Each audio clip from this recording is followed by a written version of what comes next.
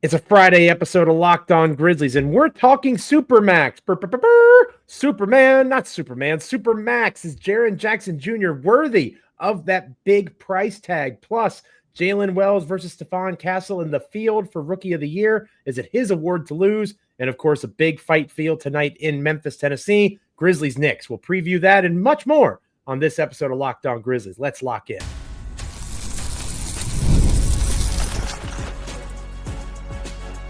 You are Locked On Grizzlies, your daily Memphis Grizzlies podcast, part of the Locked On Podcast Network, your team every day.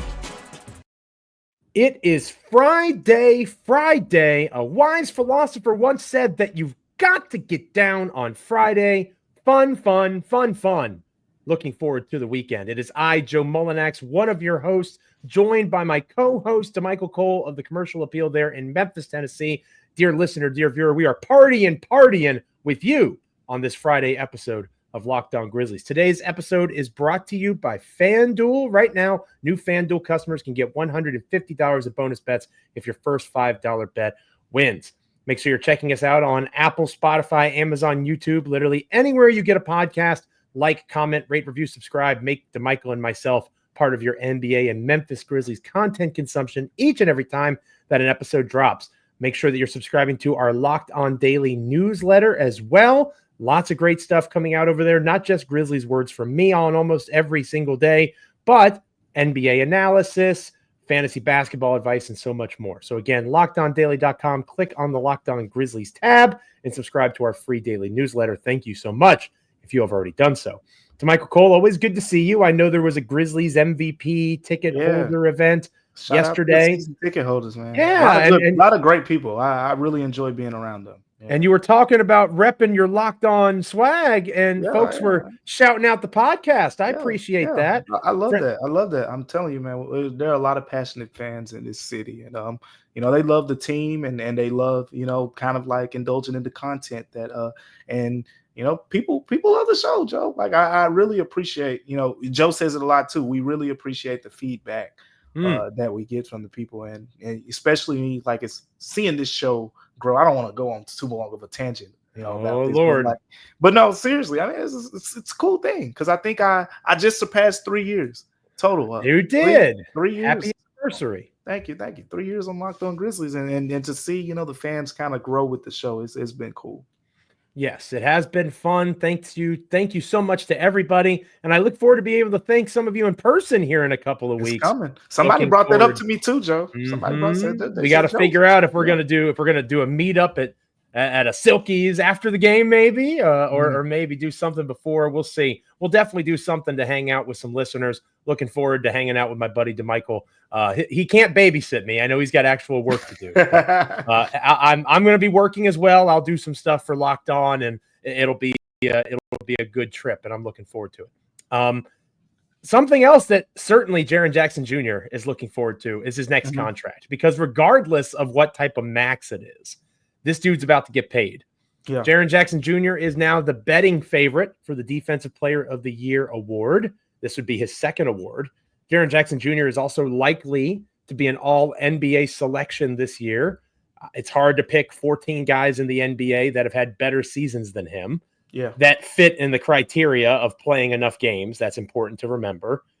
Combining all of those factors, Jaren is probably going to be eligible. Correct me if I'm wrong. It's like 5 years, $345 million. Let me say that again. 5 years, $345 million, I believe, is the Supermax that Jaren Jackson Jr. That's generational wealth, right? That's the highest paid contract in NBA history. Now, that makes people mad online, Damichael, but I'm old enough. I'm old enough to remember a time where the highest paid player in the National Basketball Association was Mike Conley, who has never made an All-Star game. Before he made an All-Star game. Never made any high award ranking like Jaren has done multiple times. So there have been more things to be angry about, if you want to be angry about these monopoly dollars that are coming out of the NBA thanks to the new media deal. But the purpose of this conversation to start off the show, Damichael, is Jaren Jackson Jr. worth it? And my take on it is You're worth what the market says you're worth. The NBA and professional sports in general are not true capitalism, right? If these guys could just go out and see what the market dictates, LeBron James probably would have made $2 billion by now, right? Yeah. Like the salary cap, the limitations to contract negotiations, the fact that a Supermax exists at all that benefits a city like Memphis being able to keep its own homegrown stars. It's not true capitalism. But within this bastardized version, you're worth what the market says you're worth. And if he doesn't sign the Memphis version of that max, he is going to sign a max contract with somebody. So to me, whether I think he's worth it is moot. The market is going to dictate that he's worth it. And if the Grizzlies want to keep him, they are going to have to play ball and be willing to sign that contract. Being willing to and having to do it are two different things. It's very possible that Jaren Jackson Jr. says, you know what? I don't think I need $345 million. I want to get paid. I want to get a raise. But let's keep the team in a place where we can stay below that second apron and stay competitive too. I think Jaren would do that. But I want to stress, if he wants 5 years for $345 million, he's earned it, and I think he should be paid it. There are a lot of reasons that you kind of can lean in that direction of why he deserves or why he will get that money. If he wins another Defensive Player of the Year, if he makes third team, second team, first team All-NBA, he'll be eligible for that potential extension. But there's a lot of factors to go through. Let's say you're one of the people out there. You say, oh, I don't want Jaren Jackson Jr. to get all NBA or defense, because there are some people, Joe, believe it or not. And it's a business at the end of the day. So some people say, oh, I don't want Jaren to get all NBA or Defensive Player of the Year because I don't want the Grizzlies to have to pay him $345 million. If you're one of those people, guess what? If Jaren doesn't get that contract, because remember when Jaren signed his last contract, it was the descending contract. It was all cool on the front end.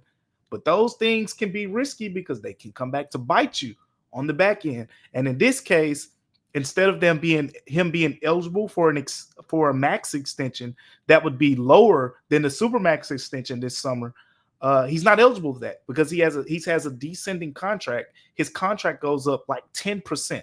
So in other words, he would be eligible for somewhere in the neighborhood, Joe, of a 4-year contract worth roughly $145 million if he doesn't make All NBA or if he doesn't win a Defensive Player of the Year. So if he doesn't get either of those designations that could kick him to the Supermax category, the contract that he'll be eligible for this summer will be meat and potatoes to what he could make next summer. So the point that I'm making by saying that is, if Jaren Jackson Jr.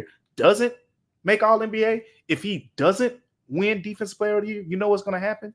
He's probably not going to sign this summer. Do you know what happens if he doesn't sign this summer? It's the Grizzlies versus the field. I don't doubt it. I don't doubt the Grizzlies. We know how much Jaren loves the city of Memphis. But when we talking business, at that point in time, he'll be 8 years in to his Grizzlies career. At that point, you never know. You don't want to take the risk of it being Jaren Jackson Jr., the Grizzlies versus the field, and they're going to throw, like you said, they're going to throw the money at him. So the point here is, I think that you want him to be able to get the max contract extension, and you want to offer it to him this summer so you can have that out the way. Now you're going back to your point about the market, Joe. I think that's an excellent point that you just made, because some people are just looking at the dollar amount, and you're looking at the fact, oh, Jaren's going to be the highest paid player in NBA history. He's not the best player in NBA history. It's not exactly how this thing works.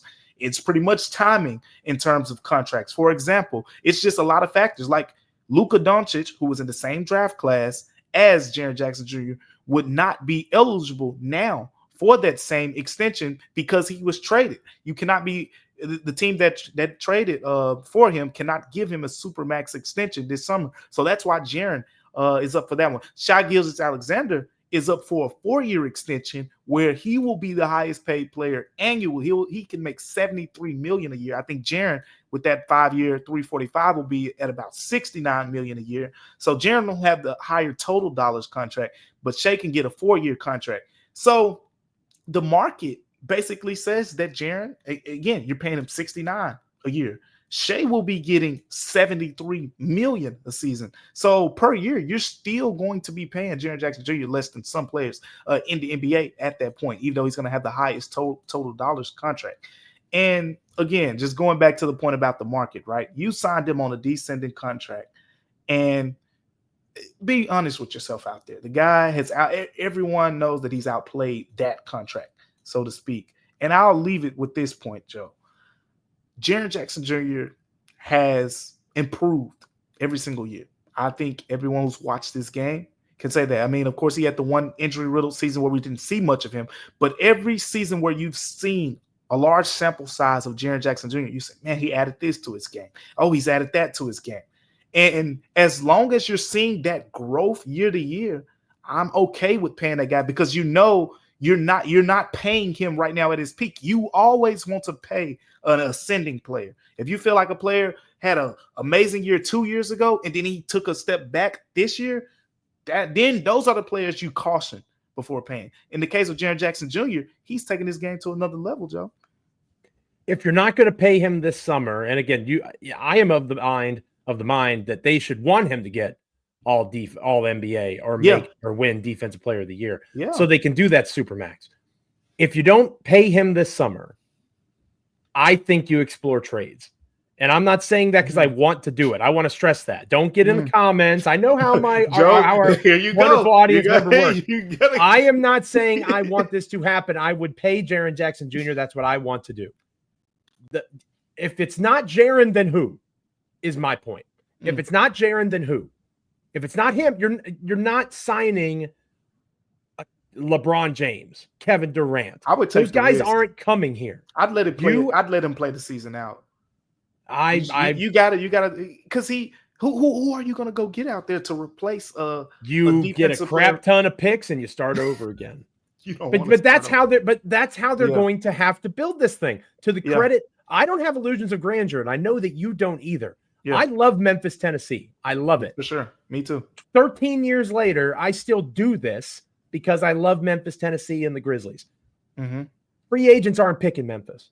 They're just not.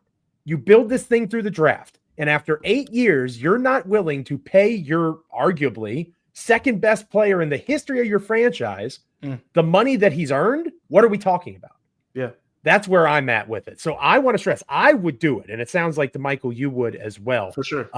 Let us know what you think in the comments. Hit us up on X at Joe Mullinax, at Damichael C. Happy to continue this conversation. I have a feeling we'll talk about this again somewhere down the road.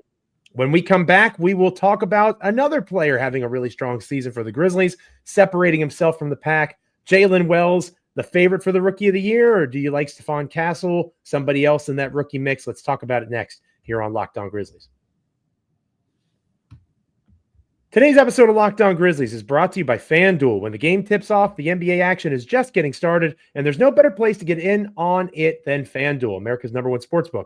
With FanDuel, you can place live bets throughout the game, so even if you miss the opening tip-off or want to bet on a fourth-quarter comeback, you can stay in the action. And if you're looking for a bigger payout, you can even combine your live bets into a same-game parlay. I love FanDuel's live betting feature. It keeps every moment of the game exciting, whether I'm backing my team for a late game rally or picking a player to hit a clutch three. I feel like I never missed a chance to score. Plus, the app is easy to use, and when you win, you get paid instantly. Right now, new FanDuel customers can get $150 in bonus bets if your first $5 bet wins. Just visit FanDuel.com to join today. That's FanDuel.com for your shot at $150 in bonus bets. Make every moment more with FanDuel, the official sports betting partner of the National Basketball Association.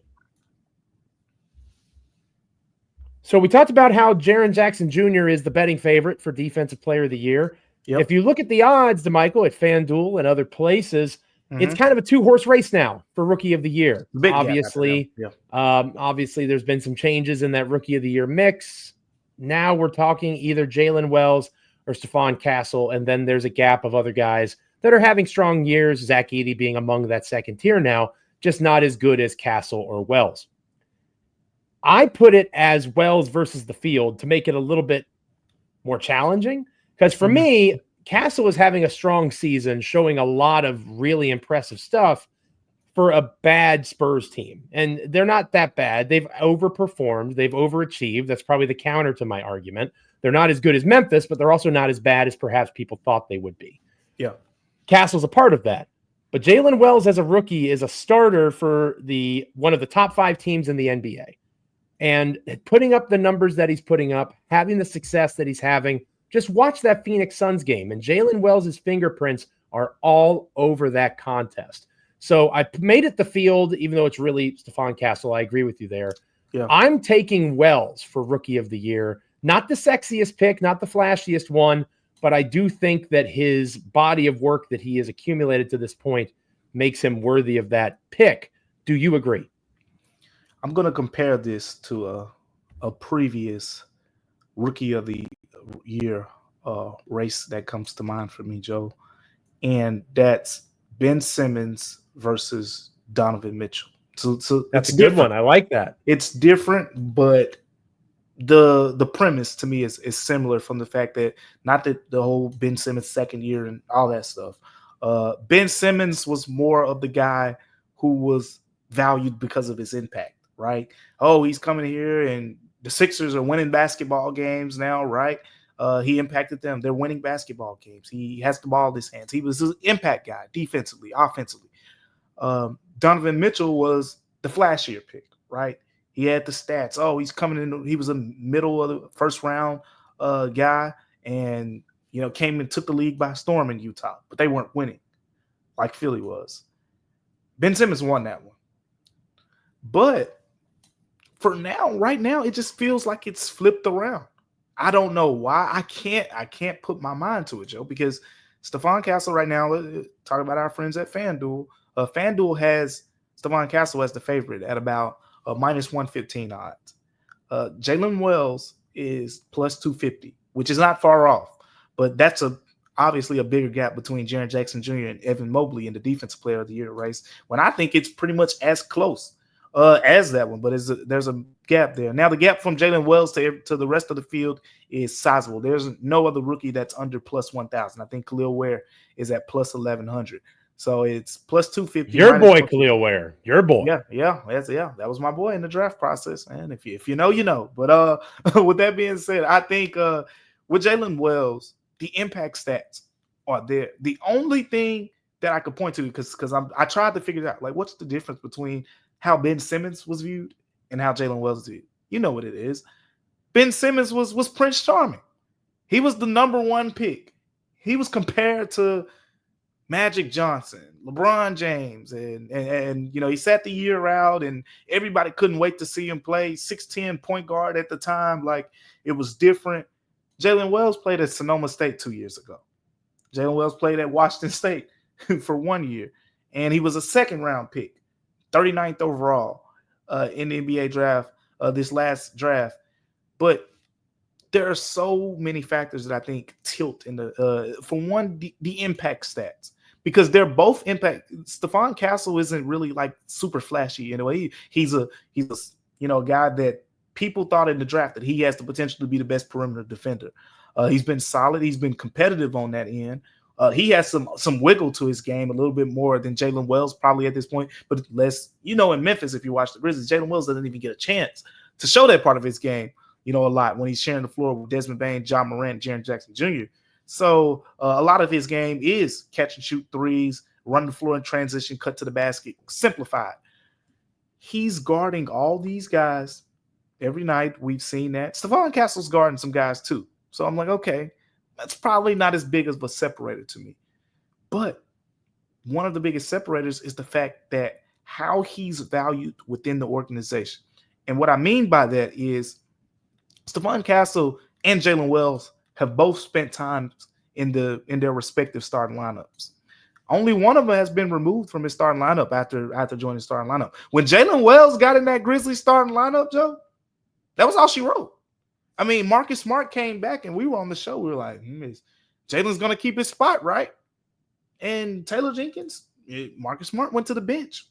The rookie was starting over him. And as other guys started to have good stretches, and, he went through a couple, early mid-January, we shoot 30% from three over like a 5-game stretch, didn't waver. And we've seen him kind of respond. He's solid. He's competing on both ends, and he's getting better. Stephon Castle's getting better as well. He's, has more points in the scoring category. And of course, with the assist, because Jaylen Wells is not getting much of an opportunity to be a playmaker, at least right now in Memphis. But if you look at most of the stats in the other categories and the impact stats, Jaylen Wells has the advantage. And you point to the fact that Jaylen Wells is on a good team, which I think is a good point. And I want to go back to that too, because he wasn't handed this role on a good team. Whereas Stephon Castle, quite frankly, he's on a solid team too. He's on a solid enough team to where if he was a very impactful player with the way that Chris Paul and Victor Wembanyama have played over the course of this season, I think they would be higher up in the standings. Jaylen Wells is definitely a reason the Grizzlies are higher up in the standings. For me, I think that it's Wells because you have to acknowledge the expectation that the Grizzlies carried. They were supposed to bounce back. The Spurs going into this season had the benefit of, hey, we have Victor Wembanyama, who might be fifth or sixth best player in the world right now. He's super young, though. So if we're good, hooray. If we're not good, oh, no, we get another lottery pick. Oh, and we made a trade with another team to potentially have another lottery pick. Cooper Flagg could be heading to San Antonio, and we're crying in Memphis because we're dealing with even more talent on the Spurs. I think that Wells being that second-round pick, being in a position where he's earned that role, like you said, Marcus Smart's no longer in Memphis, in part because Jaylen Wells has been as good as he's been. And obviously Vince Williams Jr. has something to say about that as well. But Jaylen Wells is the bigger surprise. And for me, that carries a lot of weight. Let Damichael and I know in the comments. Hit us up on X at Damichael C for Damichael, at Joe Mullinax for me. How are you feeling about the Rookie of the Year race? Stephon Castle versus Jaylen Wells. It's a two-horse competition at this stage. Are you pro Wells? I'm guessing here on Locked On Grizzlies, you're probably pro Wells. But let us know why you feel that way. When we come back, we're going to preview tonight's contest, a back-to-back coming up for the Grizzlies, the rare home-and-home back-to-back. But first, Memphis takes on the Knicks. We'll talk about that next. Stick around. Welcome back to Locked On Grizzlies. I am Joe Mullinax, one of your hosts, joined by my co-host, Michael Cole of the Commercial Appeal there in Memphis, Tennessee. Make sure you're subscribing to the CA, reading all of Damichael's tremendous work. If you want to read my written words, all you have to do is go to LockedOnDaily.com, subscribe to the Locked On Grizzlies newsletter. It's free. You can get words from me there, and I'm also a contributor over at Grizzlead. I wrote about one of our topics from a recent episode, whether or not Memphis should trade for Kevin Durant in the offseason. It's gotten some good feedback. There's nothing more divisive than trying to get an aging superstar on the Memphis Grizzlies. It's almost like it's Allen Iverson, but these guys can actually play basketball as opposed to Iverson at that time. I am intrigued by tonight's contest. And again, it's a home-and-home back-to-back. Memphis, I believe, plays the Spurs on Saturday. So a chance for the Grizzlies to see Castle front, up, and center on Saturday night. The Spurs are wounded. The Spurs are not going to be the threat that the Knicks are going to be. And as we talked a little bit about on yesterday's show, Damichael, the last time the Grizzlies played the Knicks, New York embarrassed the Memphis Grizzlies. It was probably one of the worst losses of the season. Might be the worst. If not the worst, absolutely. So the Knicks are a little bit banged up. They've got some guys that are questionable going into tonight's game.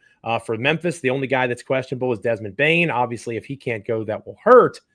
How do you see this game playing out for the Grizzlies at home against the Knicks team? A little bit more banged up than the Grizzlies are, but the last time these two teams played, the Knicks were pretty clearly the better team, at least that night.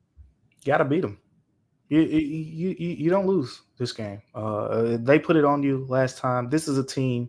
It's funny, Joe. I laugh about this when I see some of this stuff because it's funny how other fan bases kind of deal with certain struggles of their teams, and the Knicks fans are similar to the Grizzlies fans in the way that they have not beaten the top teams, and I think they're 0-7 against the top teams in each conference, in the conferences or whatever. They haven't beaten those teams, the Celtics, the Cavs, etc. Whereas Grizzlies fans feel the same way over here, but the way that the Knicks put it on the Grizzlies, Grizzlies fans feel like the Knicks are in that tier of teams that, we need to beat, so to speak. And Knicks fans don't even feel like they're in that tier. It's just weird to take in all that. But with all that being said, I think this is a game you should win and you can win. The Knicks aren't unbeatable. They're not. They look that way in that game against Madison Square Garden because the Grizzlies looked like they were playing with butter on the basketball. I mean, Joe, it was you watched that entire game. Like, I mean, the ball was just falling out of guys' hands, rolling out of bounds. It was turnover after turnover after turnover. That was one of those games where Ja just didn't look like he didn't have it. Desmond Bane was turning the basketball over. It was like somebody take care of the basketball, and they just didn't have it in that game. So I don't think that was the indication of the Knicks just, oh yeah, that's just a team that's just so much better than the Grizzlies. And it's funny because we talk about, oh, the physical defenses and things like that. Here's a trick that most people don't know. The Knicks actually on a great defense. They're not, you look on paper and you see, man, Mikal Bridges, OG Anunoby. You see the names, Josh Hart, and you think, oh yeah, that's a great defense. But when you watch the games, you see, oh, Karl Anthony Towns is not a great rim protector. We knew that already. Timberwolves series, remember that? Remember how Jared Vanderbilt and Jaden McDaniels and those guys had to cover up Karl Anthony Towns when he was fouling a lot and in those situations, because if it was just cat at the rim, the Grizzlies were having some success. But with all that being said, this is a game where we'll see who they put on Ja and how that matchup goes. But I think Ja can have some success. This is not one of the best paint scoring prevention teams in the league. It is a problem. Now, Mitchell Robinson, there is that added caveat. And of course, he's not, if he does, because he's questionable, right, Joe? He's questionable. They're saying he'll either return tonight or Sunday night, one of the two. Yeah. He can possibly make his return. And if he plays, that's the rim protector that they've been missing. Like, if you caught the Knicks a couple weeks from now, I might be talking a little bit different. But with Karl Anthony Towns being the back line, I think the Grizzlies, if they take care of the basketball a little bit better, Joe, they'll be in position to win this game. I mean, you got to deal with Jalen Brunson, and he is a handful. He is a handful. He's been a handful for a while now. But they can win this game. Mikal Bridges, talk to Knicks fans, they're like, we overpaid, but he's solid. But Mikal Bridges isn't amazing. He's solid though. He plays every single night. He's going to compete on the defensive end. He's not the level of defender, at least by the stats, and if you look at the eye test, he's not the level of defender that he was in Phoenix. So there are some ways to poke this team. I'm just trying to point out the fact that the Knicks aren't necessarily some unbeatable squad. The Knicks are very tough. They are very tough. But I think the Grizzlies should win this game. I think there's no moral victories coming from this game. You know how the Cleveland game, people were saying, oh, we competed. You don't moral victory this game. This is a game, the Clevelands and the Bostons, they beat them. So why can't you? Memphis needs to win this game. I agree with you. They're favored going into the contest. I think that this is a game that you really need to lean on the idea that they can't defend Jaren Jackson Jr., right? Like, they don't have anybody, whoever they throw at them, they have plenty of defenders. I want to stress that with the Knicks. But they either are too small for Jaren, or they don't have the lateral quickness to be able to stick with him, like a Karl Anthony Towns. So I think this is a game where you lean on the fact that it'll probably be like an Anunoby or somebody like that, maybe even Bridges, that'll be trying to stick Jaren. And again, the injury report matters as the game gets closer. Make sure you're checking in on those things. Towns is a game time decision for tomorrow night. Yeah, Josh Hart is a game-time decision, I believe, going into the game as well. And that is a guy, I'm convinced if Josh Hart was on the Memphis Grizzlies, he would be the most beloved Grizzly in the history of the organization, the way that he plays basketball. But if they're down a couple of guys, again, Memphis would miss Desmond Bane, don't get me wrong, but Memphis has enough guys in the aggregate to fill in for Bane, whereas the Knicks do not have that kind of depth. The Knicks are a better version of what Phoenix has tried to be in terms of them having 4 or 5 dudes that are really, really good. And then after that, it's a bit of a drop off on their reserve list. So the Grizzlies, I think if the Knicks are missing guys, not Robinson, because they haven't had him, but if they're missing Towns, if they're missing Hart, then it's a chance for the Grizzlies to perhaps get a win. But I'm with you. Even if they do play, it's a home game. Yeah, I think he's the one that if Cat doesn't play, then Memphis probably wins by a lot. I think that changes the calculus a good bit. He's a problem. And quite frankly, if Karl Anthony Towns plays, Brandon Clark is going to play. I mean, this isn't some surprising prediction. You've watched the Grizzlies all season long. You should know this. He's going to play much more minutes than Zach Edey if Karl Anthony Towns is a starting center. I don't think anyone should be surprised by that, and I don't think anyone should disagree with that. Because Karl Anthony Towns is a mix of the guy that'll pull Zach Edey away from the basket, but has the mobility when he pulls him away from the basket to do some damage off the dribble. If you can talk about Karl Anthony Towns' defense at the rim all you want, you can't talk about his ability as one of the best floor spacing bigs we have ever seen in the NBA, period. He's been a great shooter most of his career, and he's mobile, and that's a problem for Zach Edey. It was a problem in that last game. Remember, if you watched the first game against the Knicks, Zach Edey started in the first quarter. Zach Edey did not start that game in the second half. So some people, Joe, I mean, I'll throw it your way. Some people would say get out in front of it and just start Brandon Clark in on the front end of the game. Now, I don't know, but I think we can agree that this is probably going to be a game where you end up leaning on Brandon Clark a little bit more, or just one of your more mobile bigs if Karl Anthony Towns plays. I think you still start Edey. And the trend has been starting these guys. And Wells has struggled at times too, right? And he'll still get the start. And then they'll play 15 to 20 minutes, and it'll be Santi and Brandon that get the chunk of that run. I think that's how it'll play out. But I'm with you. I think it's definitely a game where Clark and Santi, especially Clark, get more run than Edey will. Next time that we're together here on Locked On Grizzlies, we're going to have a lot of basketball to talk about, partner. You're going to be there in the flesh at FedEx Forum, I would imagine, for Grizzlies-Knicks. And then, of course, Grizzlies-Spurs on Saturday night. No game on Monday the next time we have a show. Or is there a game on Monday? I don't want to misspeak. I don't think there is.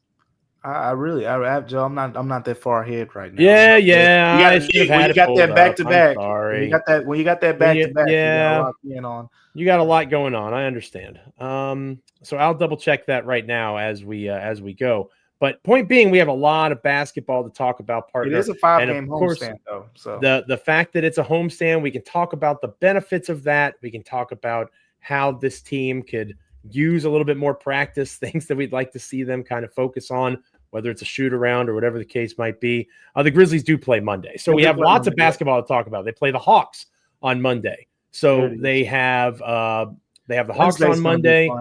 Yeah. So we have a couple of games to review. And then we have the Hawks game on Monday. Lots of hoops coming up here on Locked On Grizzlies on Monday. Yeah, gonna be fun. Fun stretch. I mean, homestand. The players talking to them about it. They love being able to sleep in their on beds for an extended period of time here. So we'll see if that kind of translates to some W's. Yeah, they have a stretch coming up again where that won't be the case for a little while, right? Or at least for a week. They got OKC on Wednesday, then they're at Dallas on Friday, and in New Orleans on Sunday the 9th. So a mini little road trip coming up for them. They're going to enjoy the time at home, I'm sure. Thank you so much for enjoying your time with us here on Locked On Grizzlies today. Make sure you're subscribing, liking, commenting, rating, reviewing, wherever you get podcasts, Apple, Spotify, Amazon, YouTube, all those places and more are good when it comes to Damichael and I with Locked On Grizzlies. Make sure you're making us a part of your NBA Memphis Grizzlies content consumption. Make sure that you are checking out Locked On Daily, our free daily newsletter, lockedondaily.com. Go there, subscribe, make words from me on the Grizzlies, plus NBA feedback and analysis, plus fantasy basketball advice, all part of your NBA consumption as well. For Damichael Cole, I'm Joe Mullinax. Have a wonderful weekend. Stay safe. Enjoy the Grizzlies basketball. And like I said, we are talking Knicks, Spurs, and Hawks next time we're together. See you then.